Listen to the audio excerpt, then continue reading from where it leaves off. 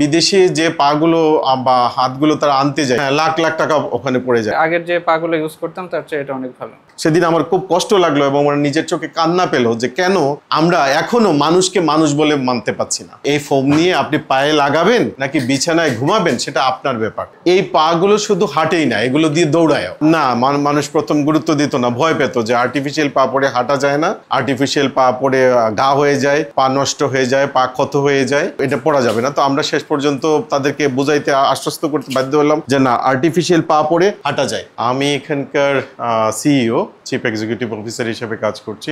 Basically আমার background হচ্ছে prosthetics and orthotist. আমি খ্রিস্টান মেডিকেল কলেজ থেকে 2006 সালে এটার উপর প্রফেশনাল কোর্স কমপ্লিট করে এসে বাংলাদেশে শুরু করি তার কার্যক্রম।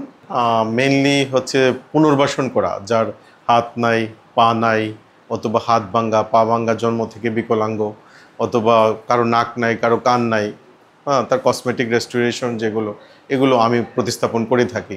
আমি যখন ছোট ছিলাম তখন আমার সাথে আমার এই মশাত্তো ভাই, মানে খালাত্তো ভাই আমার সাথে খেলাধুলা করতো। তো সে একবার রিক্সার পেছনে ঝুলে রিক্সায় চড়তে গিয়ে চেইনে তার প্যান্টের মধ্যে লেগে তার পাটা কেটে গেল। তারপরে তার চিকিৎসা করা হলো, কিন্তু তার পাটা একদম বাঁকা হয়ে জোড়া লাগলো, ওটার সোজা হলো না এবং সে আমাদের সাথে আর খেলতে পারতো না। পরে সে যখন গ্রাজুয়েশন কমপ্লিট করলো তখন তাকে ডাক্তার পরামর্শ দিল যে এই পাটা কেটে ফেলতে হবে, তাকে আর্টিফিশিয়াল পা ব্যবহার করতে হবে। ইন্ডিয়ার জয়পুর থেকে একটা আর্টিফিশিয়াল পা নিয়ে এসে হাঁটাচলা করতো। ওটা আমার মনের মধ্যে খুব দাগ কাটলো যে কেন আমরা বাইরে থেকে গিয়ে পা নিয়ে আসবো, আমরা কেন বাংলাদেশে এগুলো করতে পারবো না। তো সেই ভিউ থেকে আমি নিজে চেষ্টা করলাম যে কি করা যায়। তখন international committee of red cross special disable ফান্ডের উপরে একটা প্রজেক্টে কাজ করছিল এবং সেটা ব্রাকের সহযোগিতায় আমি তখন খ্রিস্টান মেডিকেল কলেজ পড়াশোনা করতে যাই এবং ওখানে দীর্ঘ 3 বছর পড়াশোনা করার পরে বাংলাদেশে আসি 2006 সালে। আসার পরে আমি এই প্রযুক্তিগুলো নিয়ে কাজ করি।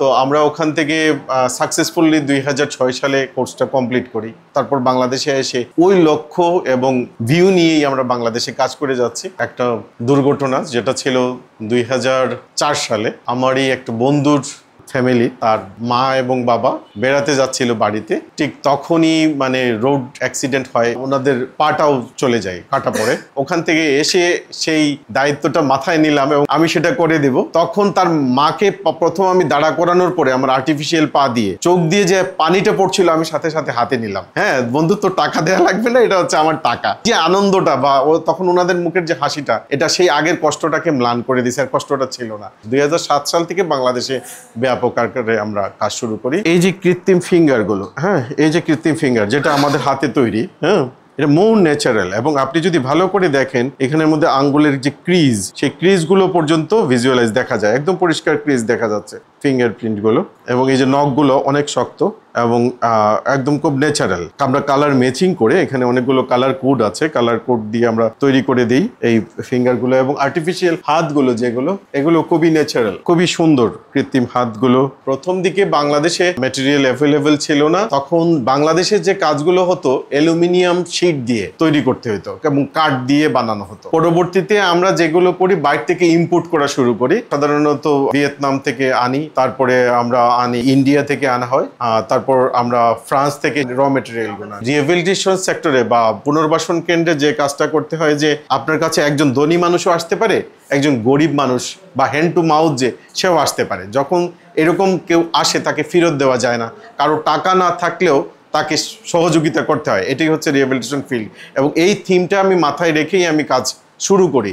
আমাদের এই পর্যন্ত প্রায় 2,500 থেকে 3,000 মানুষের পা আমরা লাগিয়েছি এই প্রতিষ্ঠান। যেমন এটা হচ্ছে হাঁটার পা, আমি এটা পরে হাঁটলাম, হাঁটাচলা করতে পারছি। আর এটা দিয়ে আমরা দৌড়াইতে পারি, যেমন টেনিস খেলা, ব্যাডমিন্টন খেলা, এগুলো দিয়ে ব্যাডমিন্টন, টেনিস খেলা সাধারণ মানুষের মতো লাফাইয়া খেলতে পারে। কারণ বিদেশি যে পাগুলো বা হাতগুলো তারা আনতে যায়, লাখ লাখ টাকা ওখানে পড়ে যায়, কিন্তু সেটাকে আমরা বাংলাদেশে আনার পরে আরো কম দিতে পারি সেই কারণে, কারণ আমাদের মেন পাওয়ার বা আমাদের যে পারিপার্শ্বিক যে কস্ট, এটা অনেক কম। আমি একবার নিয়ে আসলাম কৃত্রিম পাকে কভার করার জন্য কিছু ফোম, পরে আমাকে ওটা কাস্টমসে আটকানোর পরে কাস্টমসের ডিসির সাথে আমি কথা বললাম যে আমরা আসলে পঙ্গুল বা যারা যাদের পা নাই হাত নাই তাদেরকে আমরা পুনর্বাসন করার জন্য এগুলো লাগাই। তো এগুলোতে তো আপনারা এত ট্যাক্স ধরলে সেই ট্যাক্সটা আসলে তাদের উপরেই পড়বে। উনি আমার কথা বুঝতে নারাজ এবং বুঝলেনও না। শেষ পর্যন্ত উনি একবার বললেন আপনাকে সেটা পে করতেই হবে। আমি 100% ব্যাট দিয়ে সেই মালগুলো নিয়ে আসলাম। সেদিন আমার খুব কষ্ট লাগলো এবং আমার নিজের চোখে কান্না পেলো যে কেন আমরা এখনো মানুষকে মানুষ বলে মানতে পারছি না। হাতের কাভারটা হচ্ছে সিলিকনের, সিলিকনের তৈরি। আর হাতের ভিতরে যে মেকানিজমটা থাকে ওটা কয়েকটা প্রকারের হয়। একটা হচ্ছে মেকানিক্যাল হ্যান্ড, আরেকটা হচ্ছে মায়ো ইলেকট্রিক হ্যান্ড, আরেকটা হচ্ছে বায়োনিক হ্যান্ড, যেগুলো দিয়ে 5টা আঙ্গুল দিয়েই কাজ করা যায়, ধরা যায়, নেওয়া যায়, দেওয়া যায়। আর কসমেটিক লুকের জন্য এই কাভারটা এরকম থাকে। এটা হচ্ছে রোড ট্রাফিক অ্যাক্সিডেন্ট, এটা 2007 সালে পাকেট হেলথ। না, এটা ওই সময় শুনছিলাম আর কি যে হাঁটা সম্ভব বা হাঁটতে পারবো। তারপরে আর্টিফিশিয়াল পা, এটা অনেক ভালো আর কি ইউজ করে, যেটা হচ্ছে স্বাভাবিক। আর ফিলিংস হচ্ছে অনেক ভালো, আগের যে পাগুলো ইউজ করতাম তার চেয়ে এটা অনেক ভালো। প্রথম দিকের যে সমস্যাগুলো ছিল, আপনার দেখা গেল পা ছিলে যেত, অনেক জায়গায় হচ্ছে ব্লাড বের হইতো, ব্যথা অনুভব করতাম। প্রথম দিকে পাটা ছিল হচ্ছে সাসফুড টাইপের। এরপরে হচ্ছে এন্ডোলাইট বাংলাদেশে, যেটা আমাদের স্যারের সাথে আর কি পরিচয় ছিল আমার ব্র্যাক থেকে, পরে ওনার মাধ্যমে এন্ডোলাইট বাংলাদেশে থেকে একটা পা নিয়েছিলাম, ওইটা মোটামুটি ভালো ছিল। এরপর বায়োটেক বাংলাদেশে যখন আসি, বিরাট যেটা এন্ডোলাইটের একটা ফুড পিস আছে, এটা ব্যবহার করি এবং এটা অনেক আগের চেয়ে অনেক বেটার।